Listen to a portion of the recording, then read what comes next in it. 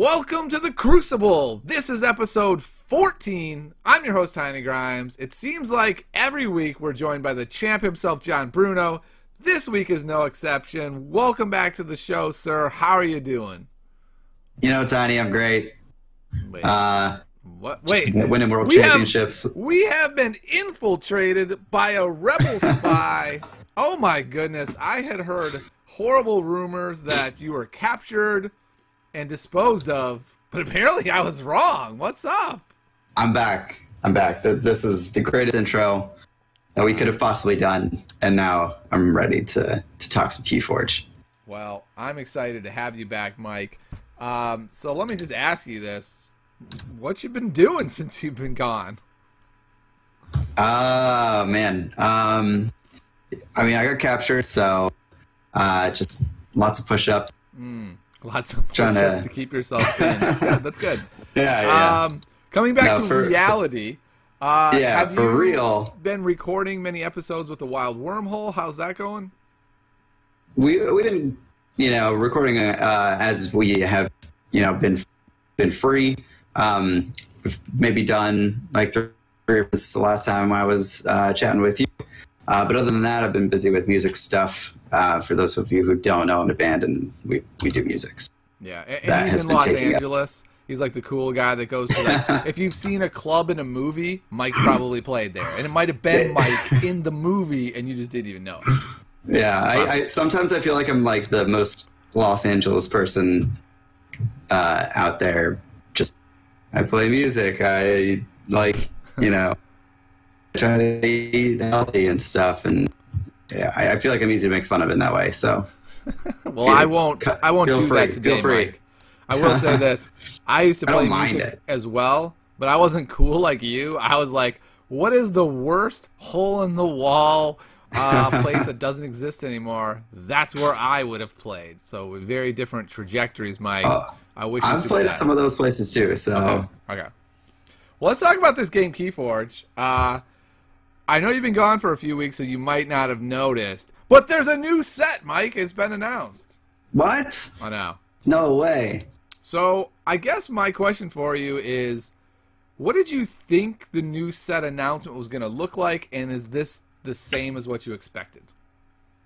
It's definitely not what I expected. I didn't 100% know what to expect, I guess. And what they did makes a ton of sense to me and gets me pretty excited. But the fact that they are sort of mixing cards from Call of the Archons with this new set, I think it's called Age of Ascension, I think is a really cool way to do it, and allows them to add variety to decks without them having to, design a whole new set of 370 cards, which is a ton. But they have designed, I think they said it was 204 new cards, which is still a lot. And so, yeah, it's a lot. But having the opportunity to play some of the new cards with maybe some of our favorites of the old cards is going to be a lot of fun, I think. And definitely a cool way to add new cards to the game and stuff like that. Yeah, I agree with that. I will say I was very surprised at what they decided to do. What shocked me was that they basically have a system where you don't have to buy any cards if all you play is Archon. You can just be like, I cracked 2 busted decks, and you're not making me not use them? Awesome. I'm going to slaughter all the new decks with them too, unless you put a lot of power creep in, which FFG has claimed they haven't. And personally, when I look through the cards, I feel like they're actually a lot more reasonable than the old cards. And I'm a little bit worried that, like, the person who popped the busted deck has the busted deck for years. And I guess that's where the chain events really do help, right? Like, they can't just dominate for the next 2 years or so with this busted deck, because at least it has chains, but it's not rotating. It's still there. Like, I kind of thought, Mike, that they were going to do something like with the new set coming in, you're going to be playing in Age of Ascension tournaments where we're not telling you your old deck is now rotated, wink, wink, but you can't ever use it. That's kind of what I thought they were going to do. And I guess, to be honest, they still could do that, right? Like, just they haven't announced that. Well, they on the stream that the plan is for decks to literally never rotate. Yeah. So. And that makes sense. Like, they don't actually have to rotate. It's not a problem, because what rotation fixes is that unwieldy card pool for deck building that just inherently power creeps. Because, sure, the cards never get more powerful, but you just have more and more and more of the best cards, and suddenly you have a deck of all best cards, and they don't have to worry about that. So, theoretically, rotation never needs to exist, which theoretically means, Mike, once I get a busted deck, I don't have to open any more decks. You're just good to go. Yeah. I think if I had a concern, it's that, like, yes, new decks are going to come out and they're going to obviously play differently from the older decks, but like a particular deck often doesn't necessarily have like a core theme to it, I would say. In a game where you build your deck, you can build it around a particular theme, and you can say, like, let's pretend that this is Star Wars for a second and say, okay, I'm going to have like the Gungan deck, and all of my cards are going to be geared around that, and that's just what I want to play. In a lot of the decks that I've opened for Keyforge, it's like there are similarities between the different decks, and sort of like, you know, like there's certain, I guess, things that they want to do, but like there's no like central theme to any of the decks really. It's just like a bunch of good cards together and then you win. So my concern is that when the new sets come out, it's just going to be more of that same thing, like the individual things, but the decks may feel slightly disjointed as a whole. Yeah, and I don't know if that's a legitimate concern or not, but that's just something that I'm still kind of racking around in my brain. So I'll disagree with you a little bit on that point, in that I kind of feel like that's not true amongst the best decks, right? Like, I feel like the best decks are like, my theme is I'm going to steal a lot of amber, I am going to play a bunch of cards that control the board while making amber, and cheat out keys and things like that. And then, like, if you're playing Logos, your theme is draw. Like, sure, not every Logos deck can draw well, and you just don't play those. You play the one that has the theme that actually works. But my biggest concern... But like... Okay, go ahead. Yeah. Oh, I was going to say my biggest concern is just that the busted shadow decks will never go away. That worries me. Like, I was kind of excited for them to look at the results and go, oh, our bad. Shadows looks a little too strong. The steel mechanic's a little too strong. If you look through the new cards, Mike, I did a search for the word steel. There's one. There is a singular steel card. And I was like, oh my goodness, they fixed it. And then I had that revelation. Oh, no, they did not. The busted steel decks will still exist. And maybe all that means is none of these new decks will be competitive because they don't have steel, and steel is the meta. I don't know. Any thoughts on that? I mean, but I think that we're sort of saying the same things in a different way. Like, my issue is that, like, if the good decks are the decks that board control, steal amber, and, you know, like, just draw a bunch and stuff like that, and that's the theme of, like, every good deck, then every good deck is kind of the same no matter what individual cards you put in. I'm not saying that that's necessarily true. I'm just saying that is something that I'm just like a little bit concerned about. I think that is pretty true, actually. I think if you look at all the top decks, they're trying to do the same thing, and maybe they're a couple cards different, but they're generally trying to do the same thing, right? Like John and I talking about our 4 things that you got to do. It's not like people like, oh my God, Tiny, I've never heard that before. I've never tried it. You want to steal amber? You want to make amber? And you want to cheat keys and remove creatures? Oh my goodness, right? Like, everyone's trying to do this. It's not like John and I are the 2 geniuses and everyone else is blundering around.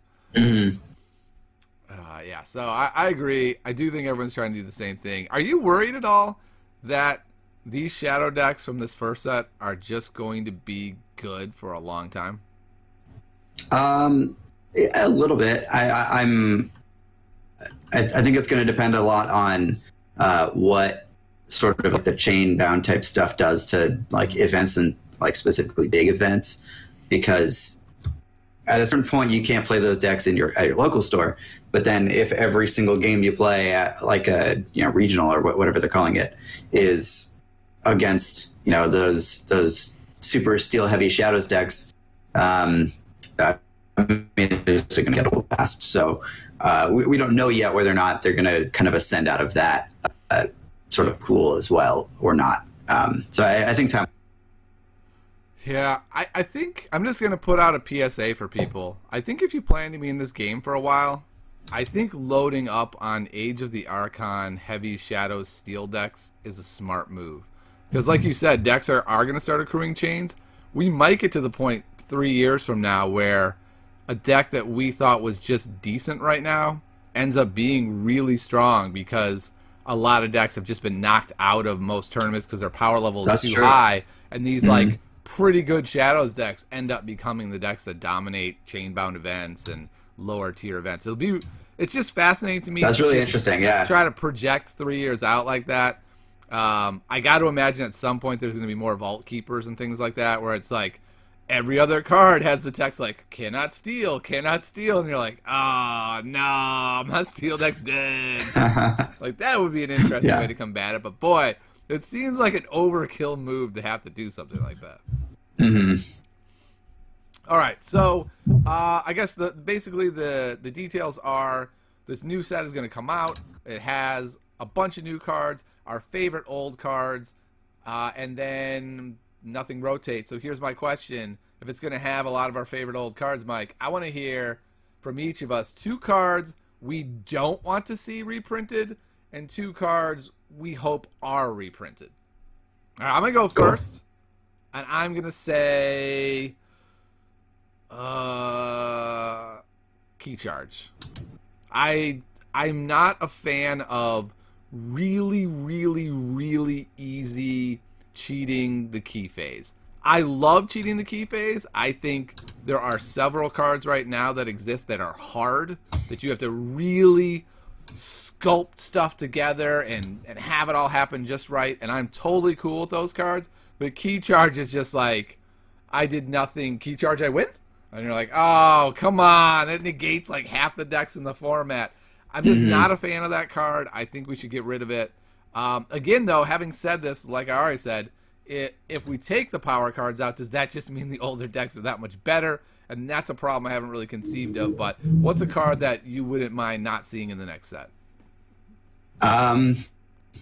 Probably Library Access. I mean, that's probably not a very surprising choice, but just watching somebody draw their entire deck is just like not that fun. The first couple times you do it yourself, it's pretty fun. But I think that it's just an effect that is dangerous and lends itself really heavily to just RNG, and it's just more lucky than fun. Yep, I'm gonna agree with that. Next card for me is going to be a card that I do think is overrated, but I still think is too strong, which is Bait and Switch. I think we can have cards similar to it with caps, like a Bait and Switch that caps at 3 is still really strong. Any card that has a low cap I think is fine. I just don't like how Bait and Switch can negate entire decks, where it's like, my deck isn't awesome, but man, it's got this one turn, and I'm going to get 26 amber, and then I'm going to win, and they're like, cool, thanks for all that amber. I just don't love Bait and Switch. I think it should be capped, and let's not see it again. Yeah. All right, what's your second card, Mike? Or have we knocked them all out? There's none left. Those like 3 that you mentioned are the 2 that you mentioned, and then the one that I mentioned, I think were like the ones that I really hate seeing, or that I'm just like kind of bored of playing against at this point. So I don't know if I can really like nail down another one. Yeah, I kind of agree. I think those are the 3 big offenders. Chota Hazri, I think I would rather not see again as well, just for the same reason. But at least it's uncommon, right? So it's not. I kind of feel like that it's actually interesting, because if you have Chota Hazri and Key Charge, you just know every Untamed deck has one of the 2. Where if it's just an uncommon, then it's kind of like, oh, dang, I opened the Chota Hazri. It's like this exciting, cool moment. So it could be worth retaining that guy. Totally. All right, Mike, let's talk about some cards we're hoping to see come around. I'm going to go first because this is the card. I want to see Mimicry back, mainly because, Mike, I've never opened a Mimicry. I want a Mimicry. I think Mimicry is a really cool card because anything busted in the format, Mimicry sort of is a built-in answer, right? It's like, oh, bait and switch is kind of busted. I didn't get one, but I got a Mimicry, and, you know, go on down the line of any other card that's kind of busted. So I love Mimicry. I'm hoping to see it around. I'm hoping to actually open one. FFG, you can help me out. Just send me a deck with Mimicry. It can be a bad deck. I just want to play Mimicry. I have a deck that has 2 Mimicries and 2 Nepin Seeds. Oh, my goodness. Yeah, I bait and switched 4 times off my opponent's bait and switch in one of my games, and that was a lot of fun. Quick question, Mike. Is it a good deck? It sounds like an amazing deck. It's a pretty good deck. Okay, where is it on the John Bruno scale of 1 to 5? Oh, maybe a 4. A 4? I got like 6 4s. That sounds like more than a 4. It sounds like a 4.3 to a 4.5 at least. Maybe. I'll send it to you and you can tell me. Okay. Send me the physical copy and then I'll send it. Okay. All right. What is the card you most want to see back around? My favorite card in the game is Key Abduction, and that has not changed. Wait, what card is it? Key Abduction. Key Abduction. Okay. Yeah. Cool. So it's another one of those, key cheating cards, but I think it is one that is hard to pull off. It requires setup, and it is a lot of fun to play the decks that can.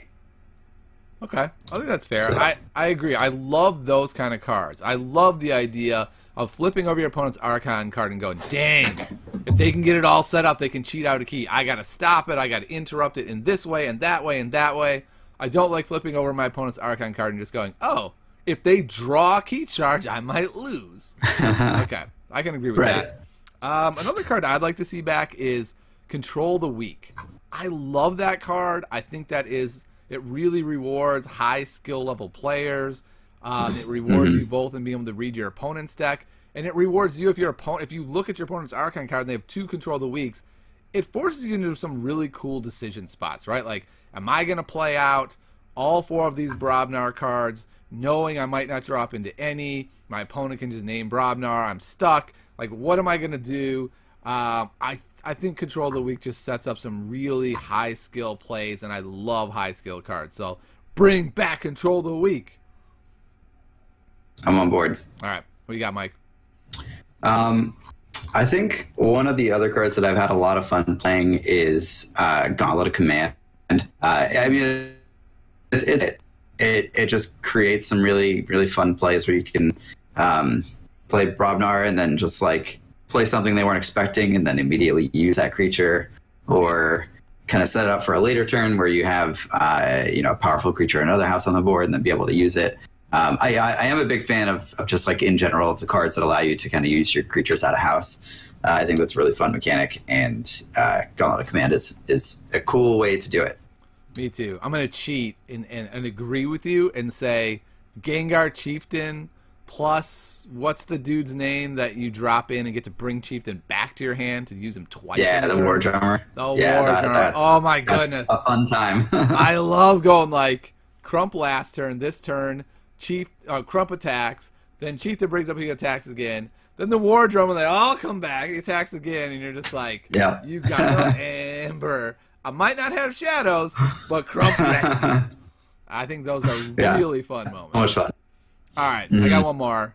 Again, I only have one deck with this card in it. I love this deck so much. I don't think it's busted. I think it's more of a helper card. The Time Traveler. That card is so cool. I just want to see that. I want to open another Time Traveler at some point.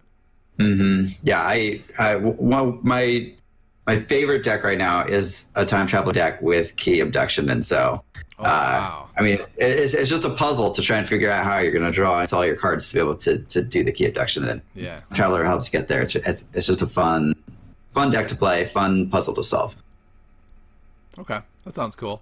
Why don't we talk about the new cards real quick then, and talk about some of our favorites. Let's start with our favorite new mechanics, because there's a couple new mechanics. Ooh, yeah. What's your favorite new mechanic, Mike? I really like the. I mean, they're kind of paired, right? So it's like the alpha omega mechanic. Yeah. And so basically, alpha is has to be the first card you like, the first thing you do, like the first card you play, I guess. And omega is it has to be the last card you play, basically. So I think it allows them to make some really interesting cards that they wouldn't be able to otherwise. Like, we'll get to some examples, but just like the design space that it opens up is pretty interesting, and a really cool way of expanding that sort of design space while not really adding anything to the game. So I think that's really cool. Yeah, I totally agree. I'll talk about a card since you talked about the mechanic that I was going to talk about, because I think it's like the only new cool mechanic they released so far. That's okay. But yeah, like a great example is Unlocked Gateway, which says Omega, it's your last card of the step, destroy each creature. Like, I feel like Gateway to Dis is a little too strong to be able to go like wipe the board, drop 3 creatures. Yeah. I really like this mechanic of like, if you want to do a board wipe, it is truly double-sided and bad for you because your opponent gets to repopulate first. But perhaps, you know, you get in a spot where you need to do it. I really like that way of doing a board wipe. And if they do like reprint something like Control the Weak, you can set up really cool turns where like maybe you know they don't have any creatures of a certain house. You call that house and then you play this and you wipe the board. And like there's just so many interesting like plays that you can make with like this. Yep, I totally agree. And by the way, I have images up. They are from KeyforgeCompendium.com. In case you're wondering, I want to give them credit. Make sure people know where they can go to look at these images. All right, Mike, let's drop into some cards. I'm going to mention a card first because we're talking about the Omega Alpha thing. Swindle. To me, Swindle is the perfect like new version of bait and switch. It has both Alpha and Omega, so it's essentially saying it can be your only card of the turn. You get to steal 3, which is a radically powerful effect, right? Net 6 difference, but it's your only card. Instead of being able to go like, I'll bait and switch, then I'll steal another one, then I'll steal another one, then I'll play a dude. Like, this is a really, really reasonable version of bait and switch. Yeah, totally agree with that. The whole fact that it has Alpha and Omega on it is really, really cool. It's just a cool way to, you know, sort of say, like, the card you can play this turn. So I think that's kind of a fun way to use them. And stealing 3 is pretty good. So I don't know how good it is, really. Like, and that's the only thing you can do, but we will. Yeah. I'm not convinced it's amazing either. I like that it's way more reasonable version of bait and switch. I feel like I want to have a card like this in the game that really puts a big hit on your opponent, but I like that it's risky, right? Like, your hand is clogged, you only get 3, bait and switch is just too much of a gimme. Like, you just see it and you're like, cool, good in every spot in every deck, awesome. And this, just not the case. It's going to be amazing sometimes, and sometimes you're just going to have to discard it. Yeah, and I do think like bait and switch, like they haven't made any decks that have multiples of them. I feel like this is one where they could do multiples in the same deck. Yeah, it could be a pretty fun thing to do. It's like 3 is still a lot. Like, your opponent has to make a lot of amber on their turn to be able to sort of get around this in a positive way. So yeah, this would be a card that'd be kind of cool to have like 4 of. And you build a whole strategy around it, right? You're like, around those like 4 turns in the game that you're looking to. Every time I can, I'm gonna wipe the board, and then I'm gonna get 4 monster steals. That's 12 amber over 4 turns. Like, that just sounds really cool. All right, Mike, what is a card that's got you excited? All right, so this card I think is my favorite from the ones that we've seen so far. No surprise, it is a Mars card. It's called Amber Conduction Unit, and it's an artifact. And it says, after an enemy creature reaps, if it's the first time a creature has reaped this turn, stun it. So unless I'm reading that wrong, that seems insane to me. Like, just whenever your opponent's creature reaps, like, they get... Is that right? That does sound great. After an enemy creature reaps, if it is the first time a creature has reaped this turn, stun it. Okay. Okay, so it's just the first creature. Yes. But still, like, repeatable stun on an opponent's creature every single round seems pretty. I think stun is one of the most powerful effects in the game. So yeah, I think that's a great card. And what I love about it is your opponent does get to kind of play around it, right? They get to choose who gets stunned, but someone's getting stunned, and that's annoying. Yeah, well, someone's getting stunned, and then the next round, like, another creature's getting stunned because they can't use that creature again to reap. Like, yep, I love it. Yeah, I think that card is going to be quite strong. Sounds good. I'm trying to find. Here we go. Here's a card I'm super excited about. Binding Irons. Your opponent gains 3 chains. Oh my goodness. I want a deck with like 5 of these bad boys in it. Super cool, yeah. It doesn't make an amber, so all it is punishing, and I love that it doesn't make an amber. It's just like, I get nothing out of this except wrecking your day. Yeah. Yeah, it's really interesting because it doesn't affect your opponent like the turn directly after you play. Yep. But it sets up to affect them for the following three turns, which is a lot. And obviously, if you have multiples of these, it's even worse. Because being chained and drawing 2 less cards feels bad. Yeah, and it's common, so you could conceivably have 3 or 4 of these in a deck. You know, we've seen that. We've seen that with some commons. Absolutely. Oh, that'll be interesting. All right, Mike. What else has got you excited? I like this card, Igor. For one, it has an awesome name. What is it called? Eyeegor. Igor. Igor. I don't know if I name. Yeah. I'm looking for it. It's a Logos creature. It's a 2-power creature, so not super powerful, but has a really cool playability. When you play it, you look at the top 3 cards of your deck and add 1 to your hand and discard the others. So lets you cycle through your deck, and if you draw a Logos card, you just get to play that card. So it's more Logos draw, but I think it's sort of a fair version of that. I think a fun thing would be a deck that has 4 Igors, like maybe you draw into another Igor and then you get to do it again and just like cycle through your deck and just try to find those particular cards that you need. So I like that card. I think it's really fun, and yeah, I'm excited to play with that one. I think that card sounds insane. First of all, if library access sticks around, that will be busted. That's just flat busted. Yeah. So hopefully that one. The fact that this card exists makes me hopeful that library access won't. Yes, exactly. But I'll also say, like, one of the whole issues with Keyforge is you cannot, usually at least, get a deck of 36 good cards. And this is amazing. Filtering in this game, I think, is stronger than filtering in a lot of other games. Because the power disparity between your cards is so drastic. Yeah, I think this card is going to be phenomenal, and I will always want one of these in my Logos deck, preferably 2 of them. Totally. All right, my next card is the card next to it, Bind Rupture. It's an alpha, so you can only play it as the first card. Each player gains money, amber equal to the amber in their pool. I think that's a really cool card, and I like it a lot more as alpha. I think it would be totally busted if you could play it at any point. Like, your opponent makes a key, you have 3, you gain 5 more in play. That's not a fair card. But the way it is now is a really fair card because you're going to have to find the best moment, and it allows you to play that chess game where you're going like, okay, wait, let me think this out. And I can see in 3 turns or 2 turns they're going to be making a key. So that's the turn when I want to be at 5 at the start of the turn. So I'm going to play my turn like this and then Rupture, I'm up to 10, and they don't get anything. I love cards like that. This card looks really good. It also looks like the type of card that I'm going to be terrible at pulling off because I am awful at like thinking ahead and sort of planning my moves out that way. But this card is definitely a reason to do that.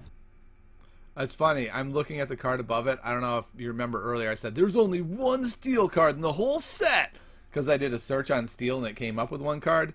Here's another card, the Yangtze Gang, that also has steel. So, oh yeah, action steel one, yeah. but I'm actually more okay with steel on creatures that can't do it the turn they come in. I don't mind that steel. I think that's fine. If you have a deck that can protect the steel character, great, because there's so many ways to remove characters that I don't have an issue with that.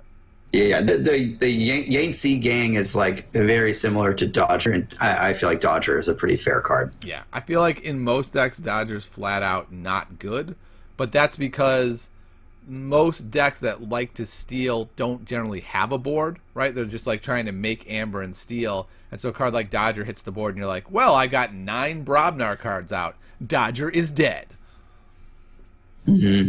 So we'll see if I got to say though, I do have a deck now that keeps a board and puts out stuff like Dodger.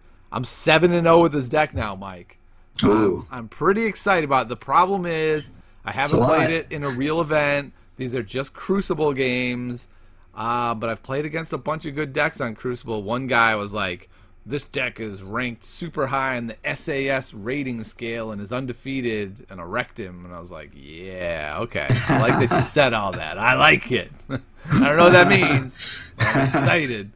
And it's got that sick, like, Crump, Gengar, Chieftain, War Drummer. It's got a bunch of steel. It's got a million board wipes. It's got, like, a Coward's End, 2 Gateway to Dis, and 2 Key to Dis. That sounds insane. Yeah, but the problem is it plays tons of creatures. So I'll have moments where they'll play 2 good creatures, and I'll just be like, you know what? I'll key to this. It's fine. I'll just wipe the board here. So it's been, or if you play one creature when I don't have a creature, I'm just killing it with key to this. Like, it's fine. Yeah, for sure. So that's been fun. All right, Mike, do you have one more card from the set that you're especially excited about? Oh yeah, I like this card, Dusk Witch. Okay. It seems pretty cool. It's an untamed card. It has the Omega keyword, so it has to be the last card that you play. And it also has elusive. But if it does stick, your creatures enter play red. So this could set up some pretty wacky sort of shenanigans, which I think is pretty fun. And the fact that it's Omega is pretty cool. I feel like maybe they did that so that you can't like play this and then like play another card to buff it. So I kind of like that aspect of it as well.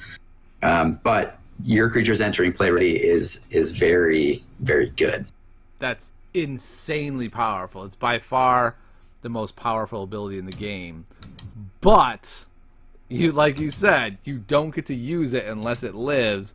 It's got there's a lot of things that kill one power. Yeah.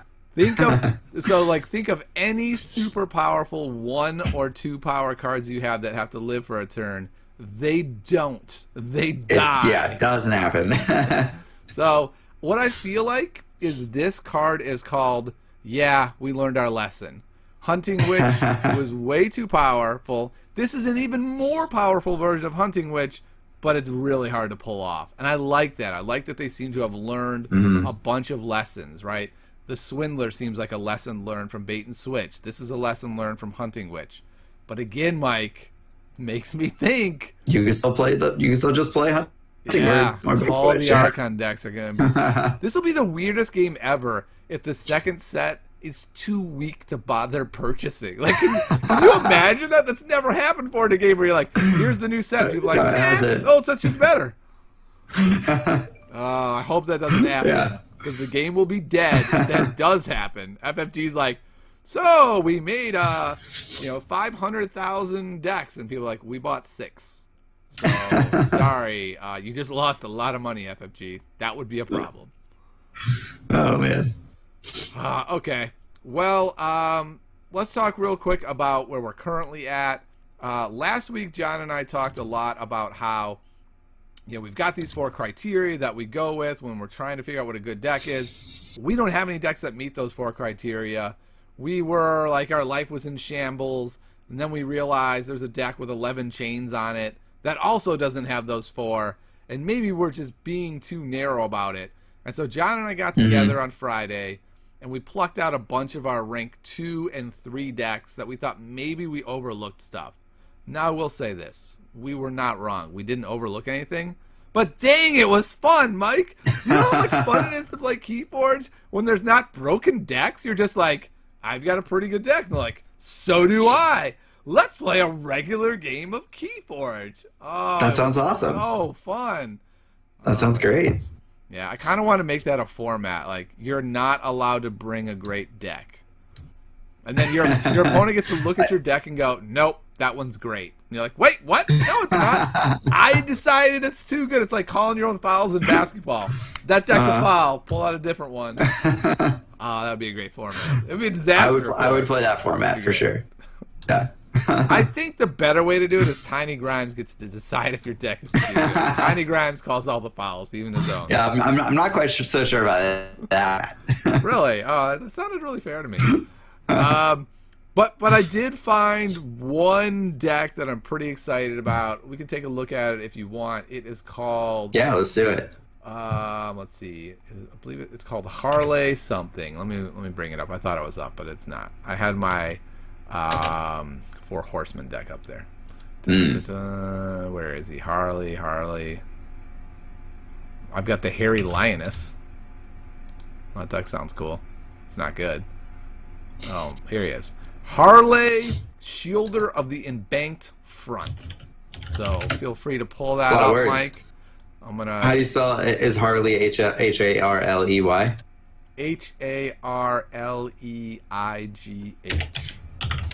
Harley. Harley. Yeah, I'm gonna bring it up here on the stream here so people can see it. Or it's not gonna work, of course. Yes, you're the best. Anytime you try to do anything on the fly with this, it's like, no, I don't think you should be able to do that, actually. No, you should have planned better ahead of time. All right, I got it. Thank goodness. Okay. So this deck, when I originally looked at it, I was like, oh no, it only has like 6 cards that make Amber. It doesn't steal quite enough. It's not that great. And when I looked at it more, I realized like I wasn't counting it right. Sure, Nerve Blast doesn't technically have an Amber symbol, but it makes an Amber when it comes in. But it steals one, so it's better. Yeah, exactly. So it's like that makes an Amber when it comes in. Same thing with something like Loot the Bodies, which sure it doesn't say Amber, but probably when you play it, you're going to be able to destroy at least one creature. And so it has a lot more cards that actually make Amber than I had originally thought. And then it has a bunch of cards that capture 3, like Charette, 2 copies, and Old Bruno. And I was like, in this meta, that's not that great.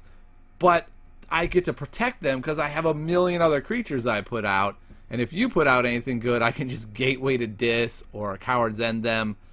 And the deck just has really, really worked well. My opponents have a hard time keeping any Amber on their side. I either steal it or capture it. I load up a massive board, and then I just destroy everything that hits the board. I've been pretty shocked at how good it is. It doesn't have a key charge. There's no way to cheat. So if you can just miasma me 6 turns in a row, you're going to win. But it's pretty good, and it even gets around bait and switch with Control of the Weak, which is super exciting. Yeah, this looks pretty powerful to me. It's got, what, 5 board wipes? Yeah. And, I mean, it has too many. More. Let's be honest. It has too many board wipes. But that's okay. That's quite a few. And I guess Tendrils of Pain is even sort of one, too. So it's like there's a lot of creature control in this deck. Like, I look at this deck, and this to me looks like a Tiny Grimes deck, just like in the way that it plays. So I'm not surprised that you enjoy it, this particular deck. Yeah, it's not the deck I want to play, and I don't think it's especially well suited in our meta where not playing creatures is kind of the way to go, and just making Amber out of hand. So I can't kill your creatures with my creatures. I can't wipe the board. I often will find myself discarding a Coward's End, 2 Gateway to Dis, and 1 key, and that's kind of a problem. So I'm not claiming it's a perfect deck. What I'm trying to say is that don't be so locked into the idea that like it has to have a key charge or it has to have this.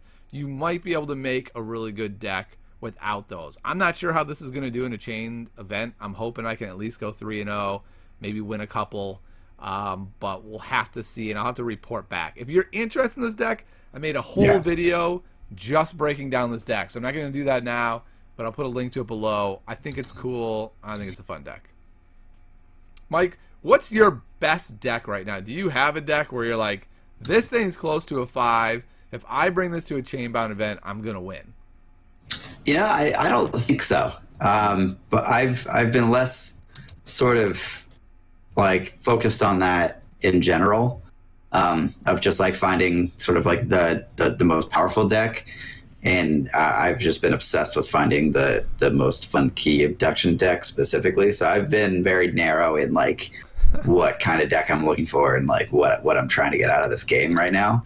Gotcha. I appreciate how different we are in that regard. I love the fact that you're like, I'm trying to have fun, Tiny. I don't know what this thing that you're doing. You're like obsessing over your deck.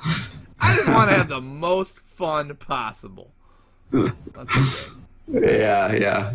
I mean, we both knew that was going to happen. Like the difference between our personality types when it comes to playing card games is definitely apparent through this game. And I mean that it just is what it is. And I gotta say, I really think your approach to Keyforge is the healthier approach. I think that's what this game is actually designed to do, is be like, have fun with your friends, you play the deck you open, you work as hard as you can to make that deck good. I think the mistake is trying to chase the most powerful deck you can find. The problem is when you start having a tournament scene, you're torn in two directions, right? Like, I want to chase the best deck, and then I find myself not having fun. And like I just said, when I went over to John's house and we just played our medium decks, it was the most fun I've ever had playing Keyforge. So I feel like I'm doing it wrong, but I can't stop myself from doing it wrong. It's like this weird problem I have. I mean, that is the sort of price of being super competitive. Yeah, it's the price of my illness. All right, but Mike, when you win those big tournaments too, though, like that okay, that's great. You're gonna win a lot. You're gonna win your a new keychain tracker with a different image on it. Yeah, exactly. Maybe a tattoo. Win some more Chuck E. Cheese coins. Yeah, a face tattoo of Brobnar or something. All right. Let us go to my favorite segment then. I'm going to go ahead and open a pack. Wait a second. I did not plan well, people. The last time I was at the shop, I did not buy a pack. I forgot I only had one left. I don't have a pack. I guess we don't get to do this segment. Mike, what should we do instead? Should we open this pack? Oh, Mike's got a pack. He saved the day. Whew. Okay. All right. All right, so what we're going to do, Mike, is you just open it and you hold up the factions. Don't show us the Archon card yet. Just the factions. We just want to see the factions and see what we're working with. Okay. Should I just like this? This is sealed. Yeah, okay. Everybody. Yeah, we're just proving that Mike's not cheating us. Yeah. I believe you, Mike, but I appreciate you proving it. I know you believed me, but I don't know. People might think that I'm untrustworthy for one reason or another. I buy that for sure. All right, so the deck name is P. Norberg Battlehaven Steel Roboticist. Wow. Which is quite the name. Okay, and Roboticist, I thought might have logos. I got to say, right now, Mike, I am psyched by that combo. Oh, my goodness. Yeah. That deck could be amazing. So we got logos, shadows, disc right here. All right, I'm hoping for a bait and switch, a library access, some control the weaks, a board wipe, some pit demons, a bunch of steel, time traveler, but then again, it's your deck, so I'm hoping it's got none of that. Yeah, so how do you want to go from here? So the way we usually do it is I scan the deck in, I put the deck list on the stream, and then we just talk about how we think this deck is going to play. Okay, cool. Let me scan it in real quick. All right, good. My app finally works. Your app works? Wow. Yeah, the internet helped me out. That's great news. And I didn't know people's app didn't work. No, mine was throwing up error every single time I would try to do anything. Oh. I was in touch with their bug reporting team for a while, and then I just asked Facebook, and it was fixed. And that was fixed instantly, yeah. Yeah. Facebook to the rescue. So is it in now? It is now. If you search P. Space Norberg, Norberg. Hopefully there aren't too many P. Norbergs in there. Let me do that, sir. Norberg. All right, I'm searching for him. P. Norberg, Battlehaven, Steel Roboticist. That's the one. The only one. Okay. Let's That's bring it it. up. Oh, really? Really, OBS. Okay, cool. Uh-huh. All right, let's try this again. This one might work. There we go. All right. Oh, is that? Nope. Yes, it is. You've got a Sneck Lifter in there? I do. Sneck Lifter is awesome. So good. Oh, my goodness. Really Okay. good. Yeah. That's exciting news. That's one of my favorite cards. All right, so I'm just going to look through and talk about the cards that excite me. I love Control of the Weak. I love Arise. I love the Bauble. Love Lash of Broken Dreams. I love Pit Demon, Succubus. Like this deck, the disc looks super strong, though I'm worried that it doesn't have a board wipe. Are you worried by that? I am. Yes. Okay. It has Hysteria, which is not like it's sort of a board wipe, but not really. Okay. Let's turn over to Shadows. Basically, for me, it's gotten to the point where if it's a Shadows deck, it better have a bunch of steel because the rest of Shadows isn't that great. It's got one Relentless Whispers, one Ghostly Hand. Hey, Mike. This deck isn't looking great. I'm kind of worried about your awesome deck here. I don't mean to have cursed you. I was joking when I said I helped you with that. Let's look at logos. You don't have library access. You don't have like effervescent principle to help with that. You don't have the death quark to help with that stuff. Creatures look pretty terrible other than Mother. Yep. I have the Sneck Lifter and 2 remote accesses, so bring on your artifact decks. But that's about the extent of the excitement here. This is an anti-artifact meta deck is what we're looking at. Like if we get in a deep, like if a Nephilim Seed deck starts dominating the meta, you can just be like, boom, bring the Nephilim Seed. I got you. Yeah. So how does this deck win? Because I don't like to just go, this deck is bad, shove it back in the box. Let's talk about how this deck would win. You open this in, let's say, a draft format, and you're looking at it and you're going, oh boy, this is going to be a tough day. How am I going to win with this deck? What are we thinking here? But let me count how many creatures there are, because it doesn't look like there's that many. There's 5 here. I'll count the Amber creation cards. And with that, there's quite a few, actually. There's like 15 creatures. 7. We're looking at 8. 9, 10. And that's just there. 11. Wow, okay. Okay, there are only 11 Amber creating cards, which isn't bad, but it looked like there's going to be a lot more than that. I forgot none of these discards make Amber other than Control the Weak. Yeah. So that's kind of rough. Because there aren't really that many creatures either. So, I feel like there's quite a few. There just aren't that many impactful ones. Yeah, there's 15. The Dust Imp can give you some Amber when it dies, which is cool. Pit Demon, he's great. Is great. The Terror is a niche case, give you some Amber. 2 Dexters is not exciting at all to me. I think in this deck, Dexter might be very useful, my friend. You don't have a lot of ways to steal. That's true. Dexter may save your bacon. So I'm kind of like, you just basically have Pit Demon, Relentless Whispers, and then Bruno to capture, and then 2 Dexters. I think you should be real happy you got those. And Lash, yeah. Lash doesn't steal though. Yeah. Lash just annoys you. There is 1 Bad Penny and 2 Secrets, so that's kind of fun. Yeah, that could be good. You could kill her twice every single turn. There's also 3 Pawn Sacrifices, so that could be pretty awesome with Brad Penny. Yeah, you can Bad Penny, triple Pawn Sacrifice, and wipe your opponent's board. Oh, I'm sorry. Are you new to the show? She's called Brad Penny on this show. Oh, I'm sorry. We have nicknames for cards, and apparently John has decided her name is Brad Penny. Brad Penny. I believe that's from the baseball player or Brad Pitt. I'm not entirely sure. His references get a little bit esoteric at times. that is fine. Okay, good. Yeah, so I think that is going to be kind of an engine you might even try to mulligan for with this deck.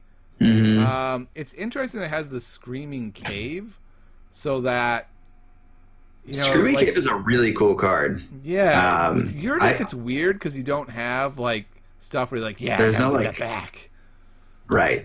But still, it could be good. Like, let's say you use your remote accesses and your Sneck Lifter, and you want those back. That could be cool. Mm-hmm. Man, this is a rough deck. Yeah, it is not the most exciting thing in the world. Yes, I think what you're gonna do is hope to abuse Brad Penny, hope to get out like an early Pit Demon and a Succubus, and then even if they kill him, you get to arise him back, maybe get a good Control the Weak turn in, and just like slowly grind this out and really... I don't think you could even play this in Constructed, but in a draft, I think you could grind out like a 2-2. I think there's enough little tricks in here with a phase shift, being able to drop a Lash. Lash and Bauble, I think, might have to carry you along. I've never said this before, but Bad Penny might carry this deck, which is really not good. She's supposed to be like a cute little side. When the best synergy in your deck is Bad Penny, 3 pawn sacrifices, and your Secret Needles, you're in a bad spot. Yeah, and you have Titan Mechanic, which looks terrible with this deck since you can't steal very well. But maybe, just maybe, you can do something where like you get a couple early Titan Mechanics out, get a Pit Demon and a Lash of Broken Dreams and a Dominator Bauble, and just work that. So it's like your keys are only costing 4, but theirs are costing 7. And maybe you like somehow push that through. I don't know. I feel like I'm being real generous. It's a bit generous, yeah. All right. Well, you can just throw that one in a receptacle nearby. John and I wouldn't even have played this deck on the other night when we were just playing like fun. Yeah, games. I don't even think this is necessarily a fun one. Deck. Seems like a bad deck. Yeah, I like. This is. Yeah, I actually am kind of going back to what I was saying earlier, but this is an example of a deck that like just seems like it doesn't really have like a central theme to it, where it just like has a random smattering of cards that just happen to like be bad. And the funny thing is, it has a bunch of good cards. It just is missing the really good cards or synergy. When it doesn't have synergy or power cards, just a random Control the Weak is not enough to win a game. Like, it's a great card, but it doesn't win a game. Yeah. It makes me wish that the algorithm was a little bit better at like putting cards together that work well together. Like the Bad Penny stuff is actually pretty cool, but especially the logo side is just very unexciting. The Logos is one of the worst logos I've ever seen. Yeah, like, it's real just bad. A bunch of characters that don't work with the deck. Mm-hmm. You know what would have been cool is if this deck had 2 Bad Pennies. Like if the randomizer was like, okay, let's be real. It's got 2 Secret Needles and 3 pawn sacrifice. We gotta give this dude 2 Bad Pennies. He's got a bad deck anyway. I think that would have been interesting. I think then it would have been a fun deck. You're just like, you know what? Hard mulligan for Bad Penny. Let's do it, Penny. You win this game all by your lonesome. That'd be kind of a cool deck, the Bad Penny deck, and it could even be called like the Batter of the Pennies, the baddest of all the pennies. Like, wow, the best penny. Yeah, you can do all kinds of cool stuff. Yeah. This brings me to the segment of the show where I say, if you want to support the show, you can do it a number of ways. But you know what a great way would be? Send us a pack. Send us a couple packs. I'll credit you. Let you know, thank you for sending the pack. You can support the show on Patreon. And Mike, where can people find you on the internet? You can find me on the Wild Wormhole, which is another Keyforge podcast when we decide to record. You can also find me on Discord. All my handles and stuff everywhere is Rebel Spy. So if you want to chat. Do I Good have for to a feel chat. bad that the last episode I listened to was like Snake Jelly, the Jiggler, or whatever that was called? You don't feel bad. Okay. All right. I feel like I might have missed an episode. Maybe. Oh, man. All right. You can find me at Tiny Grimes Games on Twitter. My YouTube channel has some crazy name. Just look up Tiny Grimes. And thanks so much for hanging out with us at Welcome to the Crucible. And hey, Archons, this 2 weeks in a row. We're going for more. Don't worry. We'll be back next week. See you then.